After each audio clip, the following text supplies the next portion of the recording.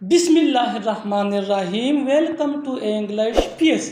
آج کے اس کلاس میں آپ ایک چھوٹا سا ایڈوانس انگلش سینٹنس سٹرکچر سیکھنے والے ہیں جو آپ کے لیے بہت اہم ہے۔ یہ ویڈیو آخر تک ضرور دیکھیے۔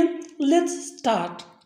میں گھر جا رہا ہوں، وہ کرکٹ کھیل رہا ہے، ہم کمرہ صاف کر رہے ہیں، وہ چاول پکا رہی ہے۔ مائی ڈیئر ویورز، ان فقروں کو غور سے دیکھیے۔ ایسے فقرے ہم اپنی ڈیلی لائف میں ضرور بولتے یا دوسروں سے سنتے ہیں، اور یہ فقرے شروع کام یعنی جاری کام کو ظاہر کرنے کے لیے یوز ہوتے ہیں۔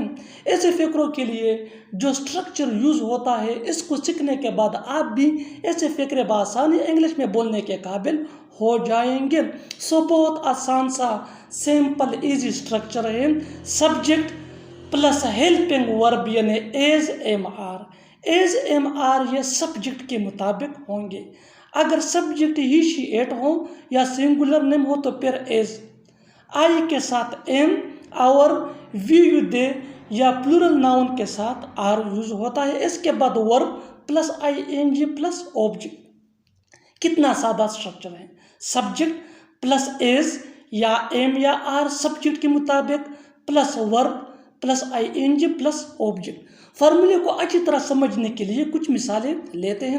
Let's see with the help of example for better understanding. میں گھر جا رہا ہوں، میں گھر جا رہا ہوں، آئی ایم گوئنگ ہوم۔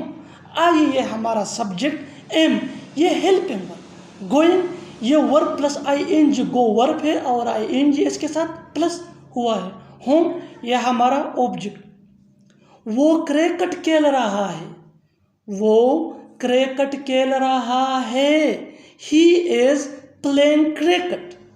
ہم کمرہ صاف کر رہے ہیں، ہم کمرہ صاف کر رہے ہیں، وی آر کلیننگ دا روم۔ وہ چاول پکا رہی ہے، وہ چاول پکا رہی ہے، شی از کوکنگ رائس، شی از کوکنگ رائس۔ اور آخر میں یہ فقرہ، یہ سینٹنس آپ کے لیے، اس کا جواب ضرور دیجیے۔ وہ خبریں سن رہا ہے، وہ خبریں سن رہا ہے۔ Subscribe English pace for more advance English sentence structure. Thanks مننا۔